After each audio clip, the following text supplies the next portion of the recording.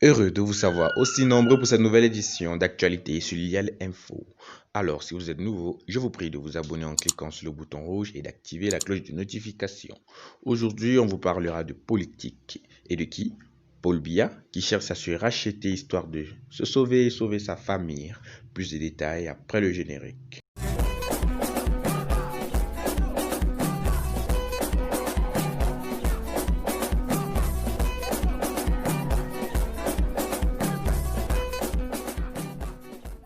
Chute du pouvoir. Paul Biya dans le couloir du pire, s'appuyant sur des faits concrets et actions du régime Biya dans la résolution de la crise anglophone, Wana Emmanuel Boubacar explique, avec un ton assumé, pourquoi il n'y a plus lieu d'espérer une évolution à l'initiative du régime Biya. N'attendez pas que le régime Biya déclenche sa propre chute. De toute évidence, nous pouvons affirmer hardiment, sans être excessif, que le régime de Biya n'a jamais été sincère pour dialoguer avec qui que ce soit et ne veut mettre fin à la guerre selon son propre terme.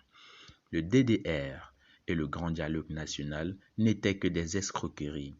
Dans une tentative de faire capituler les séparatistes, de tromper la communauté internationale et de continuer les affaires comme d'habitude sans apporter des solutions concrètes aux doléances du peuple. Sinon, pourquoi ce régime continue-t-il d'arrêter des manifestants pacifiques, y compris un prêtre qui marche seul? C'est une preuve suffisante qu'ils ne sont pas prêts à écouter les plaintes de qui que ce soit, et c'est le message qu'ils continuent d'envoyer aux combattants séparatistes au Nozo. Ils sont convaincus que seules les armes peuvent faire céder un gouvernement illégitime, comme ce fut le cas dans plusieurs pays dans le monde. Il est certes vrai que la guerre, très souvent, n'est pas la solution à une crise. Cependant, l'histoire nous enseigne que les régimes illégitimes choisissent de céder le plus souvent aux groupes armés.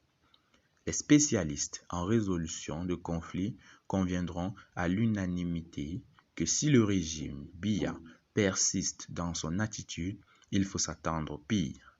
Ce gouvernement a clairement démontré, sans l'ombre d'un doute, que dès le premier jour de la crise anglophone, il s'est fermement opposé à la paix et à la démocratie dans ce pays, car il sait mieux que quiconque qu'un dialogue sincère et un processus démocratique transparent ne récompense pas les dirigeants illégitimes comme eux. Par conséquent, je ne vois pas ce gouvernement mettre en place un dialogue inclusif et un code électoral qui déclencherait leur disparition. Honnêtement, et je déteste dire cela, mais nous ne pouvons qu'attendre le pire de leur part. Cependant, le meilleur scénario pour sortir de cette crise est que tous les Camerounais avalent leurs différences et se rendent compte qu'ils doivent se rassembler de manière non partisane pour combattre leur ennemi commun, que sont les personnes qui ont pris les institutions de la République en otage afin de rester au pouvoir au détriment de la majorité des Camerounais. Si nous voulons que le Cameroun survive, il est de la responsabilité des patriotes de le protéger des gangsters qui nous gouvernent. S'il vous plaît, efforçons-nous de travailler ensemble pour l'intérêt de la paix au Cameroun. Merci d'avoir suivi attentivement cette page d'actualité sur l'IL Info. On se retrouve plus tard pour une nouvelle phase d'actualité. Merci, l'IL Info.